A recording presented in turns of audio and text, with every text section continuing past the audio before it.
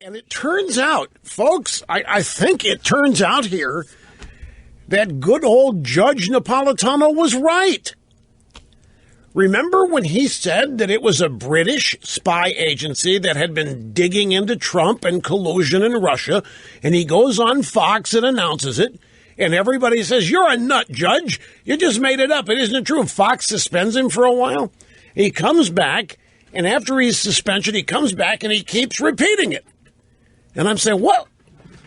Judge, what are you doing here? They just suspended you for this, and now you're back." And it turns out, it looks like he was right. British spies were the first to spot Trump team's leaks with Russia. And the very group that the judge cited is called GCHQ. That's the British spy agency here, said to have alerted U.S. agencies after becoming aware of contacts in 2015. Look, and that's in the UK Guardian. What is now been established? The world was spying on Donald Trump. Obama had seen to it after the Brits clued him in. I guess it's a timeline this story wants to advance. The world was spying on Trump. And even with all of that, Hillary couldn't win. Even with the establishment of the world aligned against Donald Trump and in support of Hillary Clinton, she couldn't win. Now, as best I have been able to determine, and I will explain all this as the program unfolds, all of the spying on Trump was not done to prevent him from winning, because at the time it was happening, nobody thought he would win. They were trying to impress Hillary. For when she became president, to be able to say, "Look what we were able to do for you." It was also something that could be used to further damage any other Republicans that ever wanted to run for president by saying, "Look what they do," by linking Trump to virtually every Republican. So all this stuff happened. This makes it even more fascinating to me, that all of this intel gathering, all of this spying on Trump took place not to stop him because they didn't think he was going to win. It was all done for other reasons, and among them to set these people up to be looked upon favorably by Mrs. Clinton and her campaign and then her administration. They never once gave thought to the fact that Trump was going to win, but the way it ends up here, we know that Obama released intel data gathered by domestic agencies to 16 other intel agencies, including many foreign countries around the world, making sure that whatever was dug up and learned about Trump. And there's another thing. They found nothing. The world was investigating Donald Trump and his collusion to Russia for over a year and a half, and they found nothing. Believe me, if they would have found it, we would have heard about it in late October when they started to get worried that the NBC tape didn't take Trump out of the race. If they had found anything, we would have heard it by now. They got zilch, folks. Zilch, zero, nada, and yet they won't give it up. I want to move on to other things here. British spies were the first to spot Trump team's links with Russia. Exclusive, the GC headquarters said to have alerted U.S. agencies after becoming aware of contacts Trump and Russia in 2015. This is what Judge Napolitano was suspended for reporting. The adult Eddie Munster, Andrew Napolitano, he was suspended for all. They brought him back. He kept talking about it. I said, why'd they suspend him then? Turns out he was right. The GCHQ is an amalgamation of UK spy agencies. They played a crucial role in alerting their counterparts in Washington to contacts between members of Trump's campaign and Russian intelligence operatives. They first became aware in late 2015 of suspicious interactions between figures connected to Trump and known or suspected Russian agents. Now, again, this news is being portrayed, oh, man, what a bad day for Trump. Oh, my God, he was colluding. No, there isn't any evidence of it. This is the whole point. The news is the entire world was spying on Donald Trump, not just Obama. He shared the intel data they collected with 15 or 16 other intel agencies and the UK. And that story, by the way, is from the UK Guardian. What this means is just about every Western civilization intelligence service was working with Obama. And all of this was to elect Hillary. This is the key, I think, to understanding this.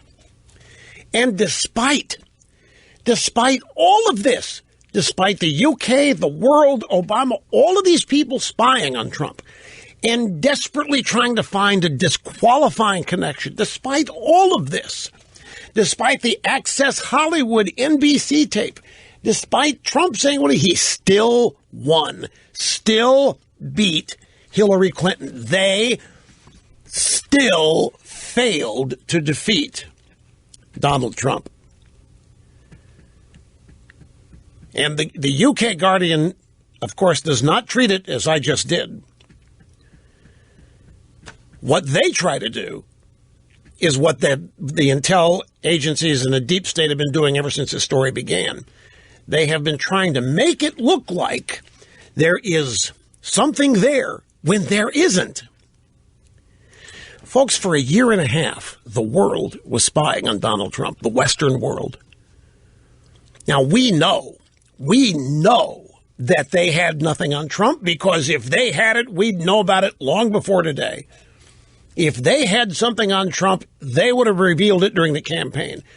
The truth is, even despite this massive intel and spying effort, they found nothing.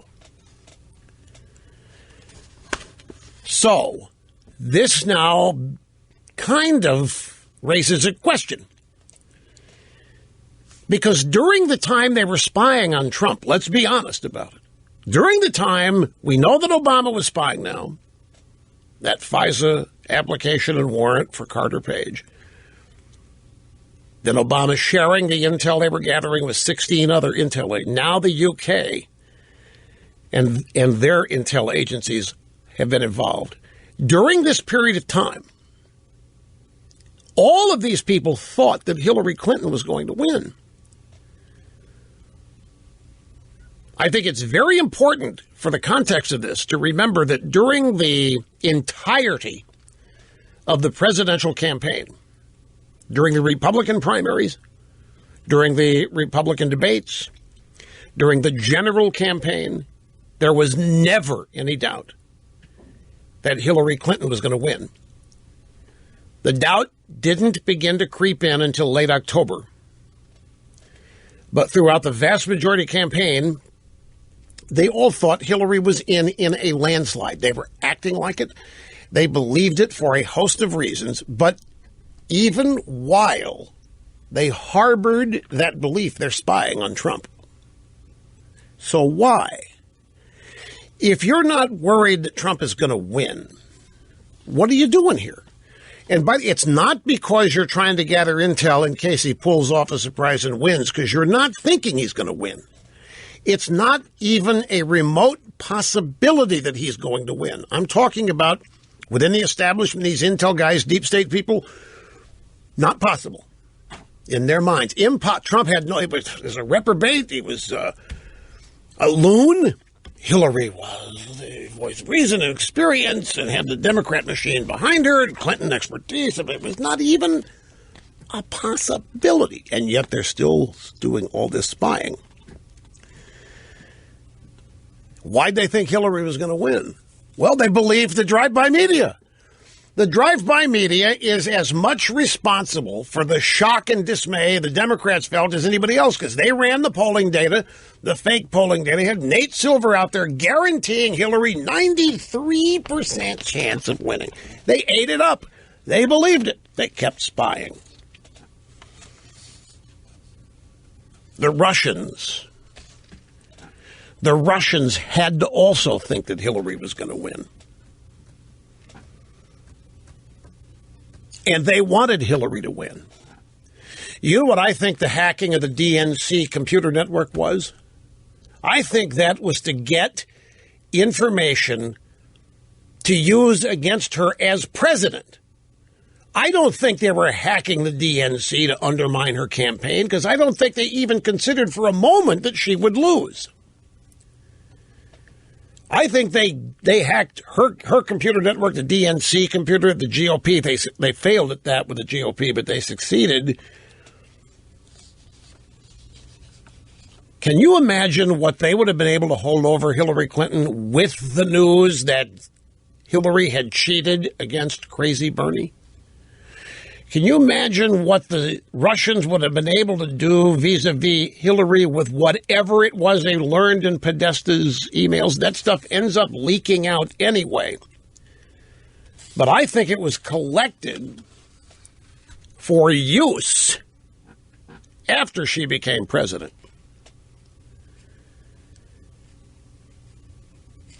So you might say, well, then why are they continuing to push this story? Because, folks, they've got nothing else.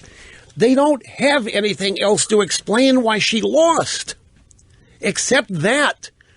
And that's important for their voters in 2018 and 2020 to believe that she actually won and had it stolen from her.